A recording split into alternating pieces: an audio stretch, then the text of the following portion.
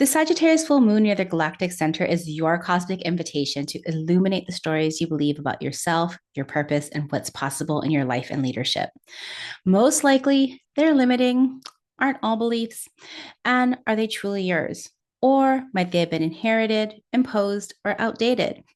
Let's take an honest look at your personal beliefs this Sagittarius full moon and expand into your galactic truth. Hey, Luminary, I'm Leslie Tagorda, your astrologer and brand navigator, here to help you lead with your stars. If you're ready to unlock your one of a kind brilliance, expand your leadership, and harness astrology as a tool for change making work, you're in the right place. Be sure to subscribe, and if you know a visionary who needs to hear this, please share it with them. Let's light the way together. Hello, everyone. Welcome back to another episode of Star Powered. I'm so glad that you've joined us. Lots of things been going on in the cosmos, and I know that there are a lot of new faces. So thank you for joining me. In this episode, I have a lot to cover because I love Sagittarius energy. I love Jupiter energy. Maybe it's because I have my sun conjunct Jupiter in Aquarius. Maybe it's because I have a Sagittarius moon. Maybe it's because my soul customer embodies the Sagittarius archetypes and wants to know all the things. Well, in this episode, I'm going to do my best to give it all to you. In this episode, I hope to show you what Sagittarius teaches us about truth, vision, and possibility, why we must move from conformity to contribution, diversity of contribution, in fact. Why this astrology full moon, Jupiter in Cancer, the fire trine that this full moon completes, and a powerful square to Saturn, Neptune means for you and your change making leadership. I'll also offer some reflections and prompts so we can take inventory of our beliefs to see what needs to be expanded. And I'll offer some prompts and inquiries for each sign to uncover where your fire may be dim. I'm sure you're called to this episode because you want to believe in possibility, to call in this Sagittarius energy. Of course, you know that full moons reveal, illuminate what has been hidden. And this Sagittarius full moon is asking us which beliefs are still limiting our potential. What ideas, what ideals. Now, I want you to understand that beliefs are contagions. And in this world that we live in, we cannot live in a monoculture of a single belief. In fact, we need many paths, many diverse paths. Of course, that's what Sagittarius shows us, because you know that one of the most important things to understand about belief, especially when it's under this Sagittarius rulership, is that belief spreads, expands, just like ideas, just like energy, just like fire. Now, I am a fan of Malcolm Gladwell, and he recently released a 20th anniversary of his book, the Tipping Point, called The Revenge of the Tipping Point. He didn't just rewrite it, he actually wrote an entire new book. And this book is so instrumental to me because he describes how ideas spread like contagions, whether this be through our networks, our communities, our social bubbles. And the makeup of these networks determines whether these ideas make us stronger or leave us more vulnerable. Now, I live in San Francisco, which is a city in Northern California in the United States. And what's happening here right now because of our orange Cheeto, who is just doing whatever, like if you don't believe what he believes, you're off to jail. That's how he would have it. And he is putting so many innocent tax-paying individuals into jail right now because he believes and his followers believe that they want to make America great again. Yet they forget that what makes America great, so great, is its diversity of all of the people that have come to the United States to make this a great nation, from bringing their different cultures, their different ideas, their different expertise. What makes America great is immigration. And so this really got me thinking because, the fire is a flame right now in the sky. And I don't want to believe that we're going into this crazy authoritarian culture. I have to believe in something else. And this got me thinking about the difference between monoculture and polyculture and the way that Malcolm Gladwell really defines it that really lights me up. Because when belief is a monoculture, meaning that there's only one way, one truth, one idea, one path, my way or the highway, this is what happens in the shadows of Jupiter and in the shadows of Sagittarius. Things break down fast. There is this need for like dogma and a singular belief. And this really is not the way that the world works. Now, if you think of a field planted with one crop, that's called a monoculture. The soil gets depleted, pests run rampant, the whole system becomes fragile and toxic. It needs artificial fixes, fertilizers, pesticides, simply to just keep functioning. Now, imagine a society built that way: a boardroom, a classroom, a community where sameness is rewarded and differences are punished. Like, hello, what's happening here in the United States right now? You end up with a system that doesn't nourish the whole. The system only serves a select few, and everyone else, they suffer mentally, emotionally, spiritually, physically, financially. We see it in elite schools, we see it in religious institutions, we see it in capitalism, patriarchy, racism, all of these systems that hoard power and concentrate it in a singular belief and shut down possibility. Now, you might have heard it in your own head. Maybe you have a voice. You should do it this way. That word should is your red flag. Please don't should yourself, because it's a sign that you're shrinking yourself to survive in conformity in a system that wasn't built with your multiplicity in mind. And that shrinking, that hiding, that pretending to be someone you're not, oh my God, I'm just exhausted thinking about it. Because when we are conforming, when we are diminishing ourselves, this leads to burnout, it leads to anxiety, it leads to depression, and even a manifestation of physical disease, not just in us individuals, but in our communities, where the entire ecosystem suffers when we try to force the sameness instead of honoring our differences. Now, here's the thing: we're not meant to be monocultures, we're meant to be polycultures. Coral reefs, forests, star systems, all the healthiest ecosystems have a diversity of life. They have their own brilliance. Each individual has their own role to play, their own contribution. There's not a singular species in an ecosystem that's in control, and yet everything thrives. Why? Because each individual's contribution is different and essential. Now, this is what I'm really trying to get to: what real leadership looks like, especially in the age of Aquarius. It's not singular from the top down command and control. It's decentralized cooperation on contribution. In polycultures, communities, leadership doesn't disappear, it gets distributed. It's shared, it's reciprocal, it's responsive. Everyone brings something vital to the table: a unique story, a different lens, a lived experience that adds resilience to the whole community. Now, this Sagittarius full moon, as I mentioned earlier, is conjunct with the Galactic Center. So, the Galactic Center is the middle of our Milky Way. So, if our solar system is our neighborhood, our Milky Way is our community or our city. And the Galactic Center is in the middle of the Milky Way. Of course, if you look at the astronomy of the Milky Way exists on one tiny arm of the Galactic Center, and it is believed that the Galactic Center is a black hole. This black hole, a cosmic reminder that there is an infinite ways of being, even in a ho-hum solar system with an average yellow sun, even a ho-hum beautiful Milky Way Galactic Center. That is just like, as far as galaxies goes, absolutely nothing special, except we're here. That makes it special. And so the Galactic Center is believed to be, or not believed, it's measured to be at 27 degrees of Sagittarius. It moves like half a degree every year or so ish.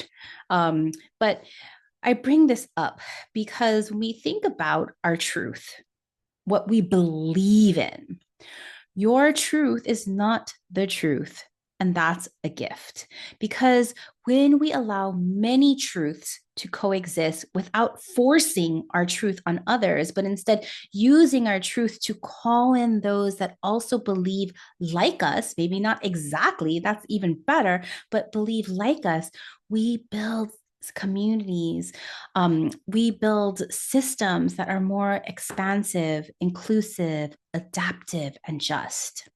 So, if you've ever felt like you haven't belonged in a room, maybe that's because you're meant to build a new room, where one where you lead not because of your not despite of your differences, but because of it.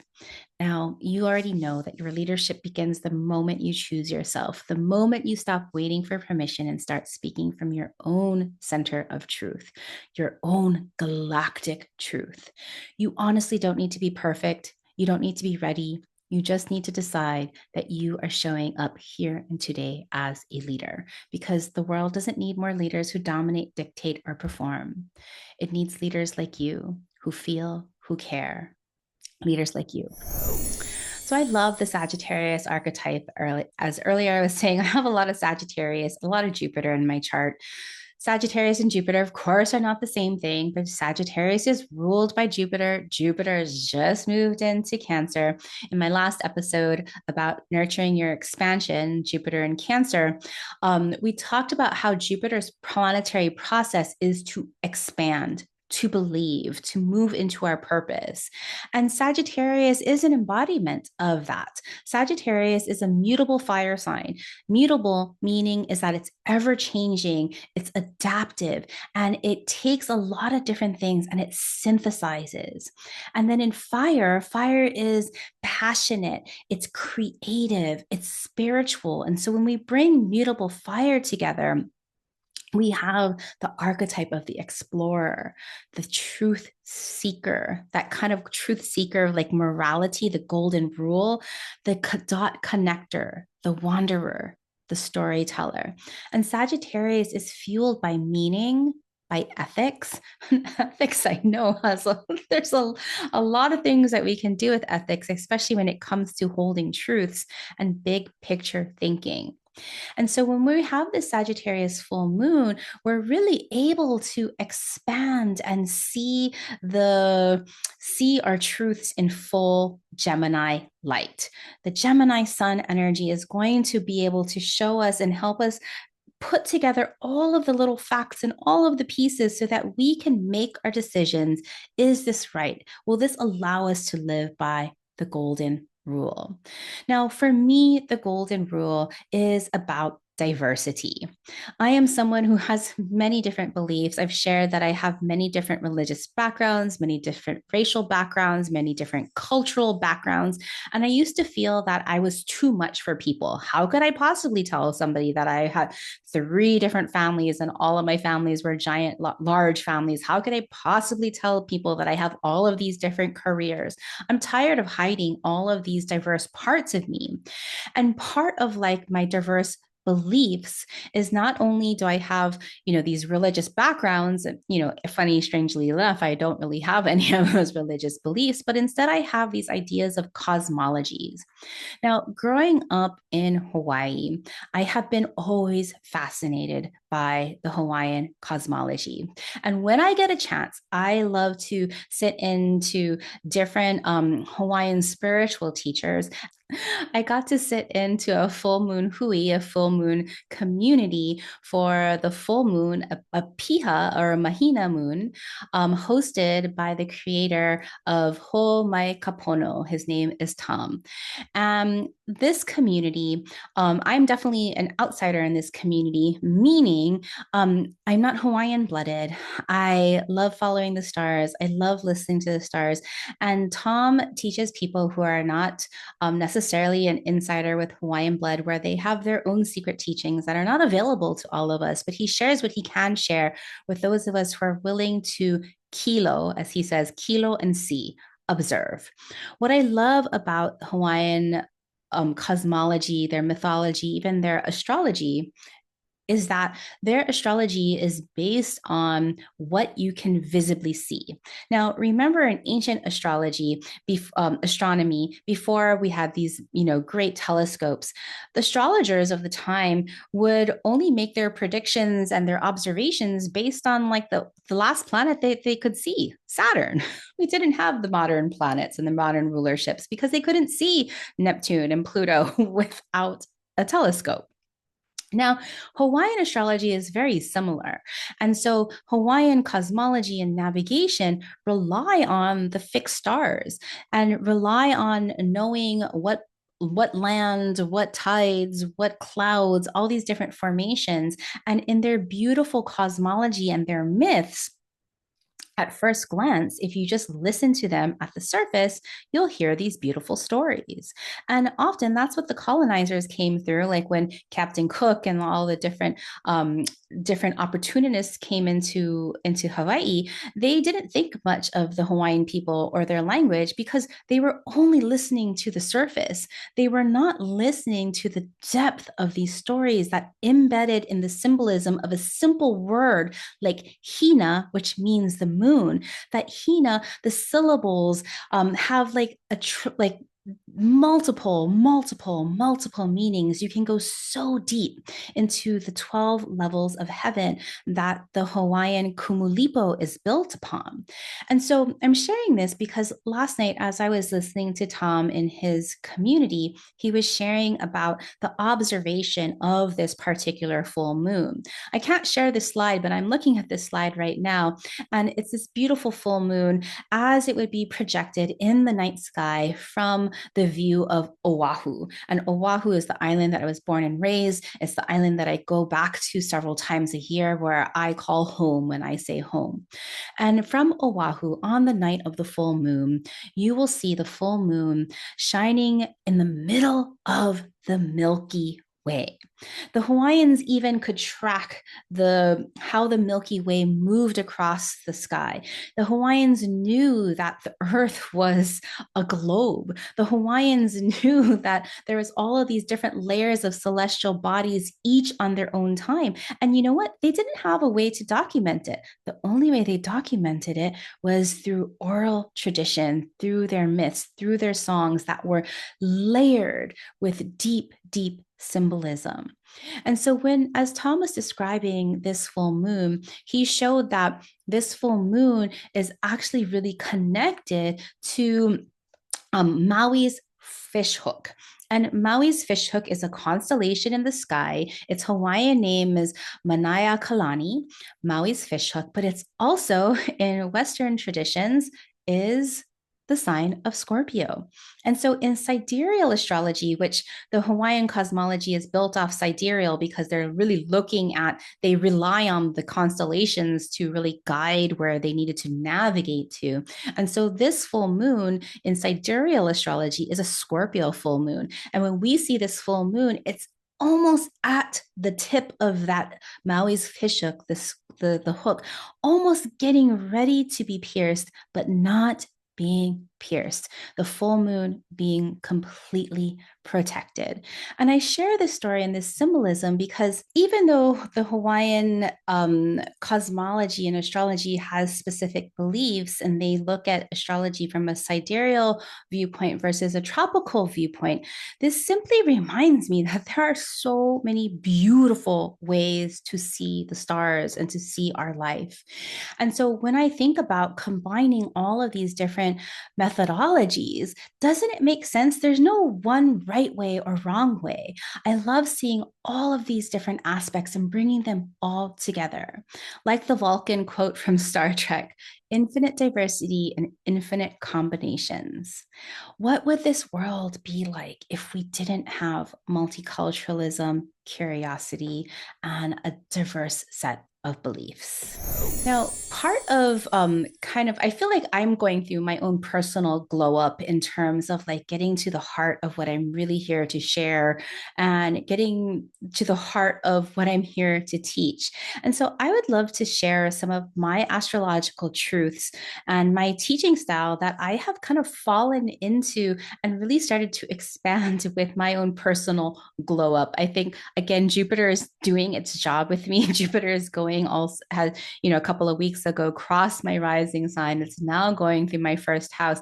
And I have been getting super, super, super clear on my own philosophy. And when I'm sharing my own philosophy with my students, with my participants, with my clients, it brings everything to alignment because ultimately it's not the data, the Gemini data that I'm teaching, but it's why. Why does this matter? What is the meaning behind this? Why does this have value in my life? And so I want to share with you these 10 astrological truths that I have finally put into my own philosophy that I want to share with you because this Sagittarius moon has absolutely helped me illuminate them.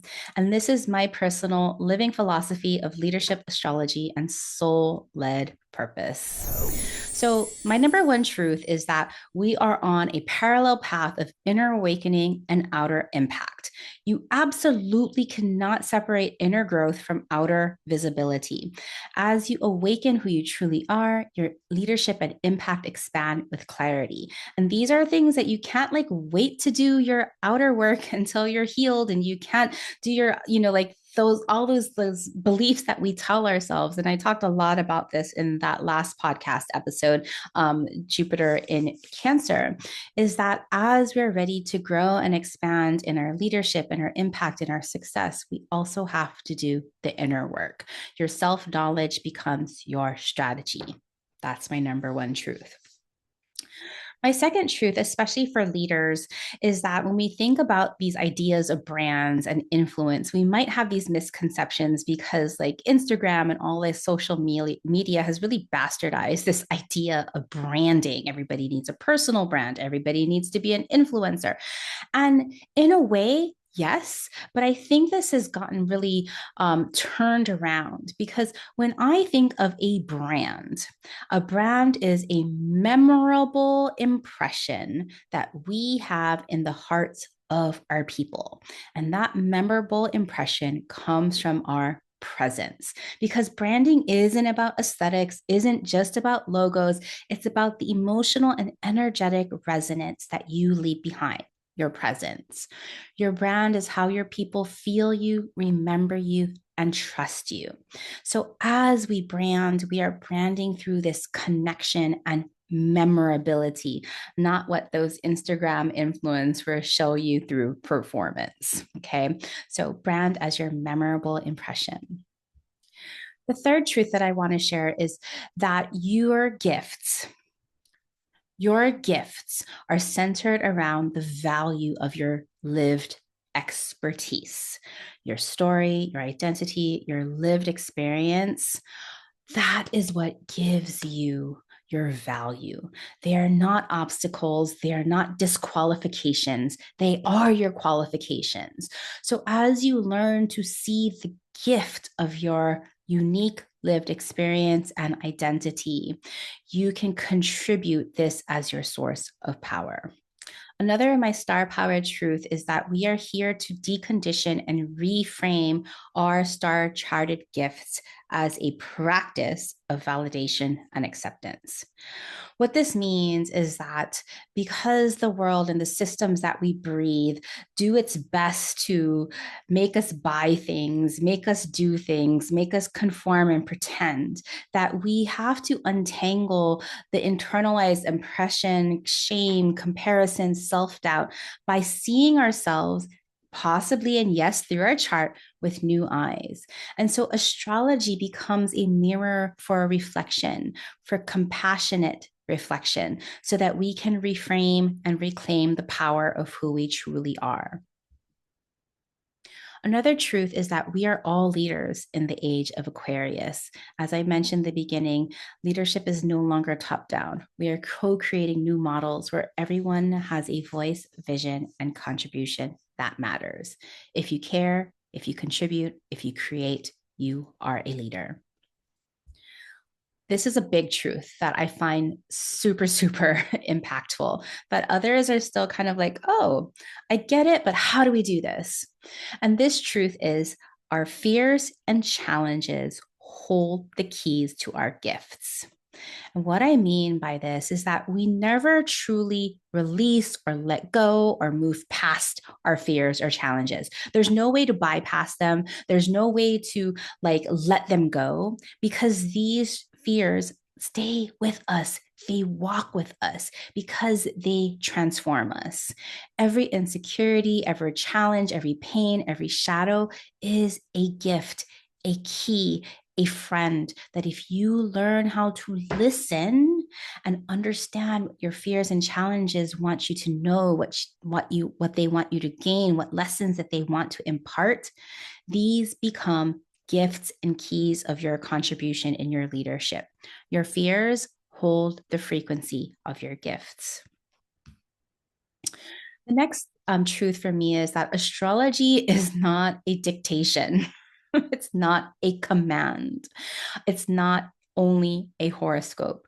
Instead, astrology is a conversation and an invitation. The old way of understanding astrology is to read a book, to read a chart, or to read a horoscope and let that horoscope dictate your qualities. And you know what? That never fit for me because your chart doesn't dictate. It invites, it asks you questions.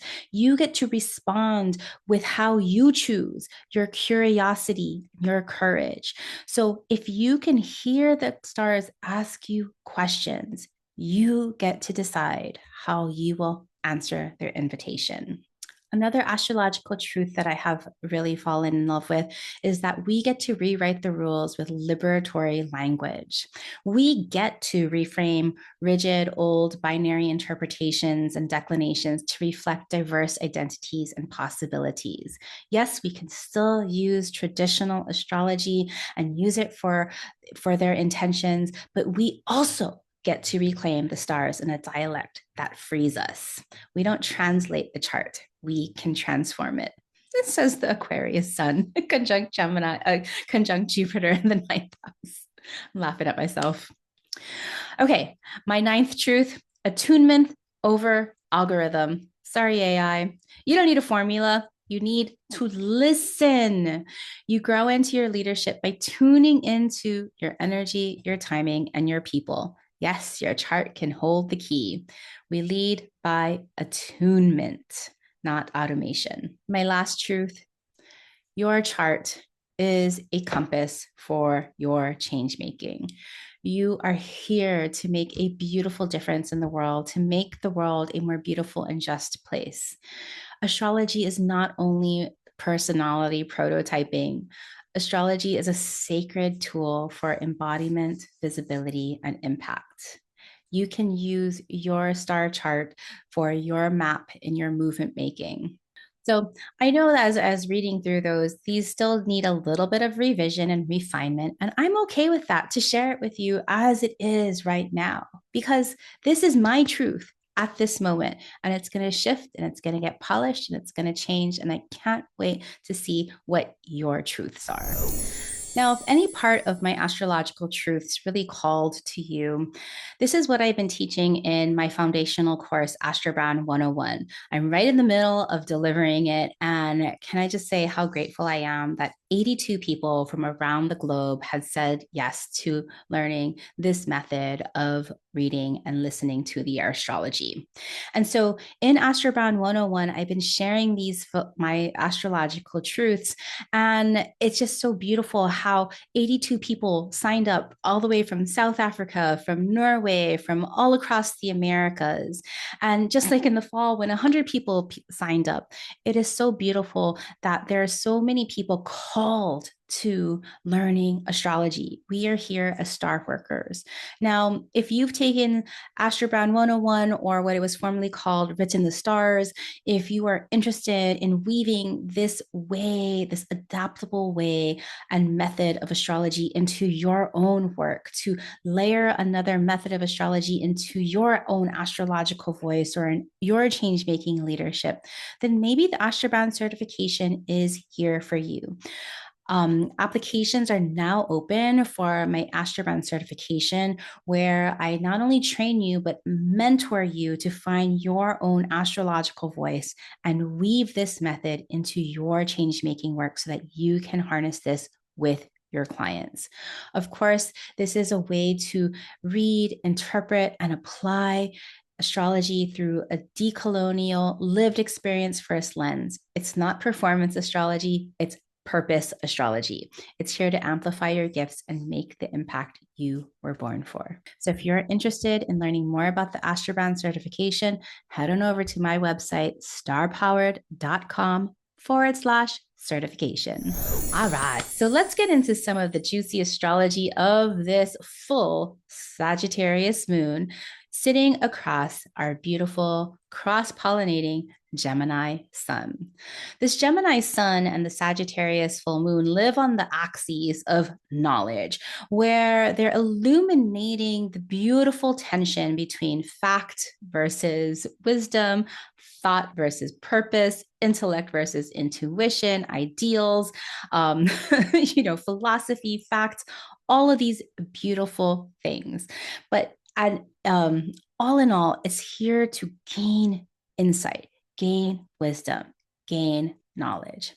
Now, Sagittarius, as we already talked about, is ruled by Jupiter now in Cancer. So we can see Sagittarius full moon, Cancer, there, Jupiter in Cancer. There are lots of echoes. If you want to catch my last episode about nurturing your expansion, Jupiter, while it spends this next year in Cancer, is really asking you how to increase your capacity for your own emotional security and certainty. Right? Your emotional certainty and security is what allows you to expand. So how can you nurture that more in yourself? And Gemini, ruled by Mercury, who's now in Cancer, is Mercury is also squaring the sun. So this prickly, I call it prickly because there's a lot of squares. Actually, let me pull up the chart. Hold on a second. This is the full moon chart. Full moon. Oh, I didn't even tell you the details of this full moon on Wednesday. So you'll be getting this episode after the moon has reached its peak fullness, but you'll still be in that full moon illumination night light, still perfect for doing your inquiry, for your journaling, your reflections. This happens on Wednesday morning at 12:44 a.m. Pacific. 3:44 a.m. Eastern. If you get a chance, look out at this beautiful full moon. Here, at least in San Francisco, I'll be able to see the full moon rising over the horizon. It's already going to be so close to maximum fullness. It's going to be so beautiful. I think in many traditions, we call this also the flower moon. So it's so beautiful. As you're looking at this chart, realize that this chart is cast from San Francisco. So don't forget the houses for now, because this will only apply for San Francisco. But what we're looking is as the aspects. Of course, the sun and the moon are sitting across from each other in opposition and polar opposites. We talked about Jupiter, the ruler of Sagittarius, here still at 0 degrees of Cancer, now forming a square with both Neptune and Saturn that are getting closer and closer and closer. They're going to be almost an exact conjunction in July, but not to the minute. They won't be in exact conjunction until February of 2026. Jupiter will have been passed by them. And we're kind of glad with that because, Jupiter, in aspect with this Saturn and Neptune conjunction, Jupiter expands. So, Jupiter doesn't care what it expands. If you're thinking in gratitude attitude and you're thinking beautiful things and you're believing in beautiful things, Jupiter will expand that. But if you're thinking the worst about humanity and the worst about this world, well, guess what? Jupiter is going to expand that too. So that's why there's choice. That's why there's free will. So make sure you are choosing your thoughts and your beliefs wisely this full moon. That's why we're going to do a full moon inventory after this, a belief inventory. Mercury in Cancer instead is also squaring this Saturn and Neptune in Aries here. And Mercury is now, thoughts, ruler of Gemini sun. and beliefs. Jupiter, ruler of the Sagittarius moon. So both of these energies are squaring Saturn and Neptune. So Saturn and Neptune, for me, it's really asking us to build our compassionate selves, right? They're what did I call this theme? Courageous compassion. Okay, Saturn and Neptune. How can we crystallize our compassion? How can Neptune, how can we dream up and build better worlds for us all? Okay. And so Mercury, like, what are the details that I need? How am I feeling about this? Jupiter also is like, what feelings do I need to increase my capacity for? What beliefs do I need to increase my capacity for? And so we have this square, which, yeah, in the mundane world, for people who are only thinking about control and domination, these are the tensions, these are the conflicts that we're going to have to face. So what will you choose to believe? And then Uranus, the disruptor, the awakener, the revolutionary, and Mars, the activator, the warrior, the motivator, the instigator in Leo, both these fire signs. So fire and earth. Sorry, I'm getting ahead of myself. I'm trying to say too many things at one time. Mars and Uranus are also forming a square. And so these tensions are going to get inflamed. Absolutely. And so the things on the street, like, just be kind, be courageous, and, stand up and advocate in your way, whatever you feel safe, because we all need to be advocating right now, because none of us are free until we are all free. And this is happening on so many different levels here in San Francisco, but also on the global stage in so many different places. So that needs to happen. And then the moon, the full moon, is forming a grand trine, a fire grand trine with Mars in Leo and Chiron in Aries. And to me, this is the most beautiful part of this full moon, is that this fire grand trine between moon and Mars and Chiron.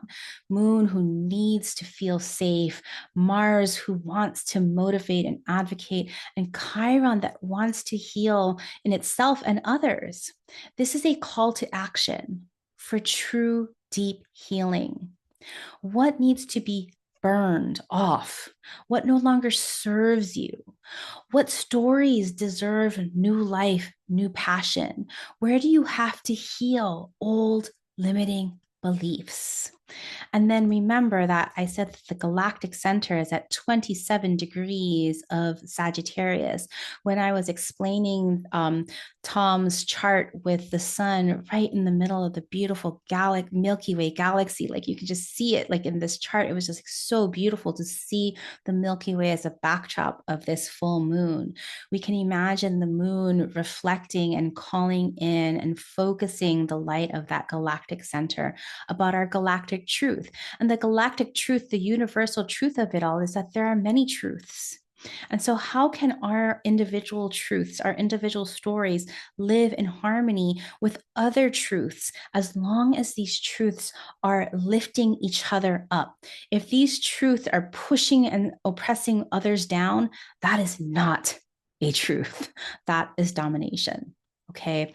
So, a universal truth, a universal belief will lift us all up. That's what makes it a galactic truth. So let's take a look at some of a guided inventory, an inquiry to inventory your beliefs this full moon. This will be a great time for you to ask yourself about your beliefs, to determine what beliefs are limiting you, holding you down, oppressing you, keeping you small, and what beliefs are expanding you, lifting and lighting you up. So I want you to separate your beliefs, right? Maybe you have a belief about your leadership, or your belief about how much money you can make, or the belief about how much you can charge, or how much impact you can make. A lot of beliefs that were coming up in my community, or in Astrobound 101 training today, was the belief around being able to make money. And am I allowed to charge while I am while I'm doing healing work. And that's a belief. That's a big belief system. Some of the biggest beliefs I hear around, am I able to charge that much money? And so if money is on your mind, what are your beliefs around it? If impact is on your mind, meaning social impact and making change, what are your beliefs around it? If, having a partner, a committed partnership, if that's what's on your mind, what are your beliefs around it? Do those beliefs light you up or do they keep you small? So if you listen really carefully, oftentimes that voice, you'll recognize that belief. I know for me, like my mom was a lot of those inner critic voices. Sometimes maybe it was a pastor or maybe it was a teacher that was really hard. Or on the opposite end, some of the beliefs that light you up, maybe they also have a voice. And then we want to recognize whose voice that they belong to, but recognize whose voice is that? And is this belief true? Is this belief real? Does this belief resonate with your galactic truth? Okay. So as you do your inventory about your beliefs, especially whatever is on top of mind, and then in just a little bit, I'll give you some kind of astrological pointers of this. Some of the questions that you might want to ask yourself is, what stories do I tell about myself and what's possible or what's impossible? What belief do I need to outgrow and expand? Am I being like-minded? Am I just believing what others are saying? Or am I being open-minded and making my own choices? And am I confusing safety with stagnation? Okay. So these are some of these prompts, but then maybe your astrology is going to help you. Now, remember, when I look at the full moon astrology, I'm looking at these axes, these polar axes. So when we looked at this full moon, we have both the sun in Gemini and the moon in Sagittarius at 20 degrees. So I hope you can find 20 degrees of Gemini and Sagittarius in your chart. And whatever houses are being lit up, these are your polar opposites. And these are the areas of your chart that is asking for an expansion of belief, to illuminate your beliefs, to see if you're having limiting beliefs. So in that chart that I was showing earlier, even though it was cast from San Francisco, it's an event chart, not a natal chart. That chart was illuminating the fourth house and the 10th house. For me, in my natal chart, this full moon is activating my rising sign and my descendant. So my first house and my seventh house of partnerships. So I'm going to be going over these houses as axes. And so hopefully you know which houses are activated. And if you don't, maybe it's time for you to take Astrobound 101, because this is where I show you how. So house by house illuminations. Where do your beliefs need expansion, especially coming back to that grand fire trine, a call to action and healing? What stories deserve a new life? So if you have, like me, your first and seventh house being activated, this is about beliefs around yourself and relationships. Are you worthy of partnership and visibility in part for yourself and identity? Okay. For your second and eighth house, this is about your worth and your trust. Okay. Do you believe you are enough to receive and share resources? So if you have the first and seventh house like me, do you believe in yourself and relationships? What are your beliefs? Can you be in a relationship? Can you still be your own wonderful self? Can you still be yourself? Or do you have to conform to be in relationships to attract people and partners and soul customers into your life? If this is activating your second and eighth house, this is absolutely about worth, value, and trust. Do you believe that you're worthy enough to receive and have more than enough to share resources? If this is activating your third and ninth house, this is about your ideas and your vision. Do you believe that you have your own ideas and that you are speaking your truth, or are you believing in someone else's? If this is activating your fourth and 10th house, this is about your stories around safety and security. Do you believe that you are safe enough to be publicly visible? If this is activating your 5th and 11th house, what are your beliefs around creativity and impact? Do you believe that you are shining bright and you have something so beautiful to contribute? Or are you believing that you have to dim your light and play small? And lastly, if this full moon is activating your 6th and 12th house, do you believe that you get to be healthy, whole, and wise? Do you believe and trust that your lived experience and your intuition is more than enough to complete your wholeness? So, my friends, I know I've offered you a lot of prompts and insights. I know this is a giant can of worms, but the thing that I want you to take away is that you get to choose your own beliefs. And if your beliefs expand you and lift you up, these are part of your galactic truth. If your beliefs do not lift you and others up, this is your opportunity to examine your beliefs, where they came from, and how to break free from those limiting beliefs. All right, my friends, please show love and kindness out there in the world, and please do your best to take lead. Bye for now.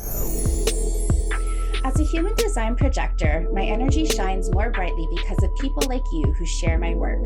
If you enjoy this podcast and want to help build a movement of innovative astrology and leadership and spark the intuitive revolution, please rate and review this podcast on Apple Podcasts, or better yet, share this podcast with your change-making besties. We will all shine brighter together as we create the future we want to see.